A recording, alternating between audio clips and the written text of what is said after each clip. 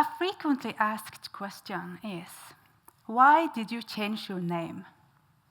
We took the name Hjertefølger, which means heart follower.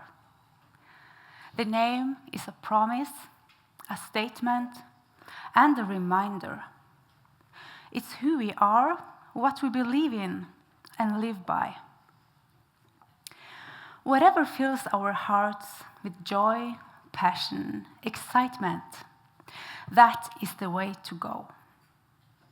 For us, our house, this name, a vegan lifestyle, that is our heart following. And my question is, what's yours? I am confident that the world needs people who follow their hearts. The heart is far more intelligent than our minds can comprehend. Passionate, peaceful people who do what's fulfilling for them have a healing effect on humanity. I believe in your ability to take action through baby steps and spend at least as much energy building the new as fighting the old.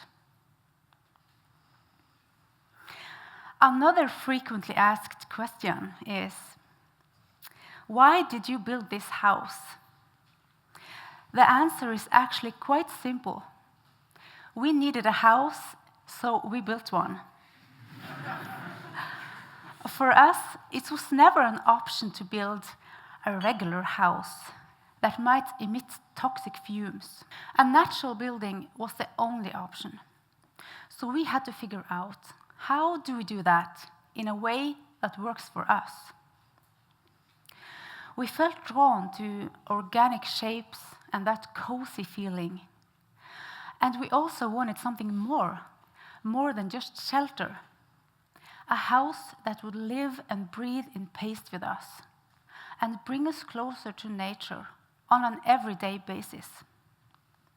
We were rooted in permaculture and had this deep love for planting seeds and growing organic food. But we live in the Arctic. The summer is short and the winter is dark. How could we build smart and naturally and be able to grow some more food? Greenhouse living was the answer. A house inside a greenhouse. A nature house. A nature house is an eco-house built inside a greenhouse.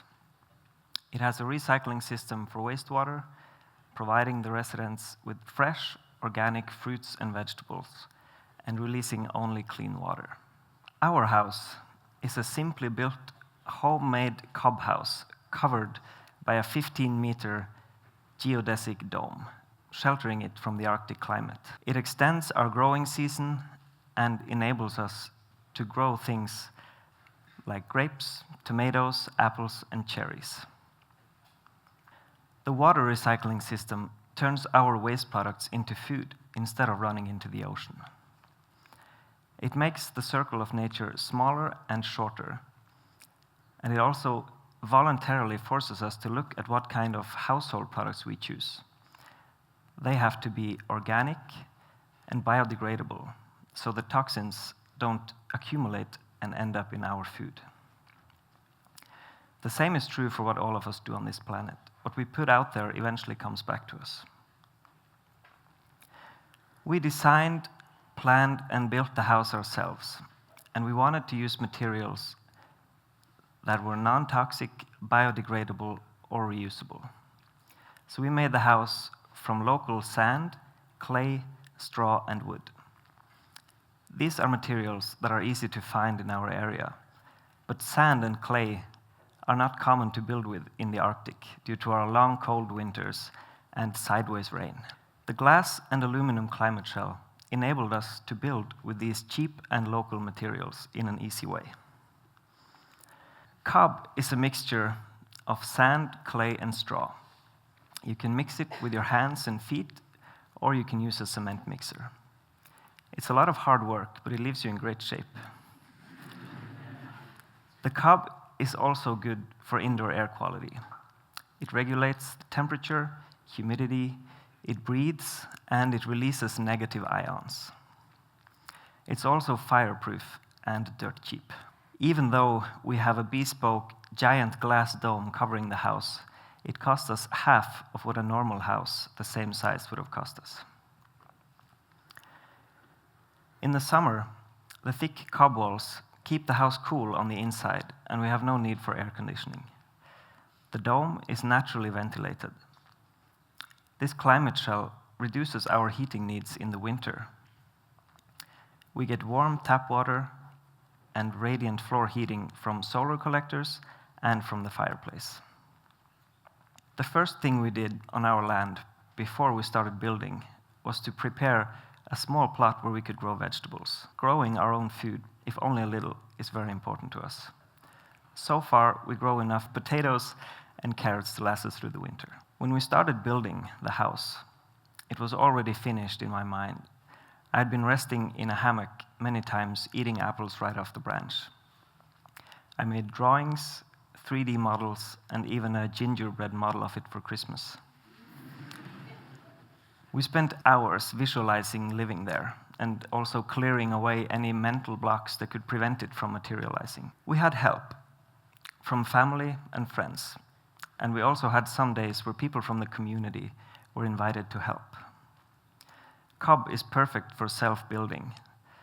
The whole family can build with it, and everyone who participates leaves their own personal signature behind. And we became friends with people from all over the world who somehow found their way to our project. After spending almost every free hour that we had, apart from our jobs, and taking care of 3 kids, we could move into the house 1.5 years after placing the first stone on the ground. And we absolutely love living in this house. In spring, we're surrounded by flowering fruit trees long before the trees outside turn green. Bumblebees awake early to pollinate. And in the summer, the kids run around eating grapes, apples, and tomatoes. The house is a fusion of future and old traditions. A round and cozy cob cave hidden inside a futuristic glass bubble. I would like to make it clear that we are ordinary people. We had never designed or built a house before.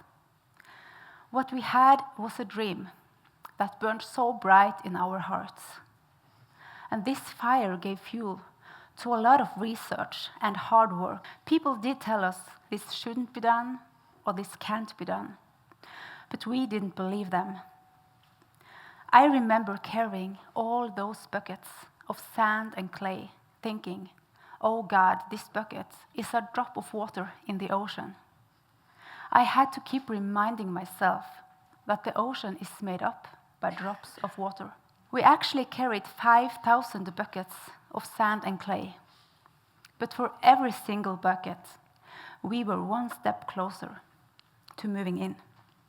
If you want to learn about natural building techniques, you could start by finding out what kind of materials are available in your area.